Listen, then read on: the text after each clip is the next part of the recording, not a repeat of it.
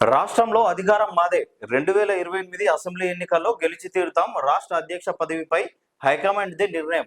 ఢిల్లీలో మల్కజ్గిరి ఎంపీ ఈటెల రాజేందర్ అమిత్ షాతో భేటీ. 2-3 రోజుల్లో big decision. అయితే వచ్చే అసెంబ్లీ ఎన్నికలు ఏవైతే ఉన్నాయో 2028లో మరి రాష్ట్రంలో అధికారంలోకి మేమే వస్తాం, మా పార్టీ అధికారంలో ఉంటుందని చెప్పేసి ఎంపీ ఈటెల రాజేందర్ చెప్తా ఉన్నాడు. మరి వాళ్ళ గ్రాఫ్ చూసుకున్నట్టయితే గతంలో కంటే వాళ్ళ ఓటింగ్ శాతం కానీ వాళ్ళ సీట్ల స్థానం కానీ పెరుగుతూ ఉన్నది. అట్లనే ఈ 2028 అసెంబ్లీ ఎన్నికల వరకు పూర్తి స్థాయిలో పక్క ప్రణాళికలు చేసి పార్టీని ఇంకా బలంగా తీర్చుతాం. ఖచ్చితంగా ఇప్పుడు ప్రస్తుతం మనం చూసుకున్నట్టయితే కాంగ్రెస్ బీజేపీ మధ్య పోటీ కనబడతా ఉన్నది. పార్లమెంట్ ఎన్నికల్లో బీఆర్ఎస్ కు గుండు సున్నా వచ్చింది. మరి రాబోయే రోజుల్లో రెండు పార్టీల మధ్య ప్రధానంగా పోటీ ఉండబోతా ఉన్నది. మరి 2028లో అధికారంలోకి మాత్రం బీజేపీ పార్టీ వస్తుందని చెప్పేసి ఈటెల రాజేందర్ చెప్తా ఉన్నాడు. అట్లనే ఇది ఏదైతే మరి ఊహాగానాలు వినబడతా ఉన్నాయో మరి ఈ రాష్ట్ర అధ్యక్ష పదవి ఈటెల రాజేందర్కి ఇవ్వబోతా ఉన్నట్టు, మరి దానికి హైకమాండ్ తుది నిర్ణయం.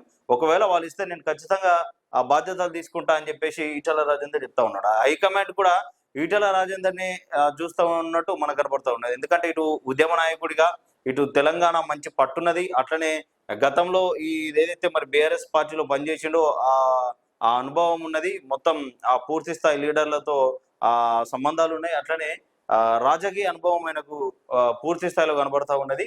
ఆయన ఒక మంచి నాయకుడిగా, ప్రజానాయకుడిగా ఆ పేరు ఏదైతే ఉన్నదో మరి దాన్ని రాబోయే రోజుల్లో అందరూ దాన్ని గుర్తించి మరి ఖచ్చితంగా ఒక బీసీ నాయకుడిగా ఆయనకు ఈ పగ్గాలన్నిటి అందించే విధంగా కనబడతా ఉన్నది. మరి 2-3 రోజులలో ఏదైతే మరి రాష్ట్ర అధ్యక్షుడిగా మరి ఈటెల రాజేందర్ని నిర్మించబోతా ఉన్నట్టు మనకు ఉన్న సమాచారం.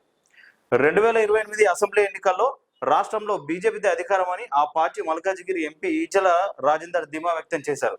ఢిల్లీలో మీడియాతో మాట్లాడిన ఆయన బీజేపీకి సౌత్ ఇండియాలో తెలంగాణ గెట్వే అని తెలిపారు. రాష్ట్ర అధ్యక్ష పదవిపై నిర్ణయం హైకమాండ్దేనని వెల్లడించారు. కిషన్ రెడ్డి, బండి సంజయ్లకు కేంద్ర మంత్రి పదవులు దక్కడం పట్ల సంతోషం వ్యక్తం చేస్తా ఉన్నారు.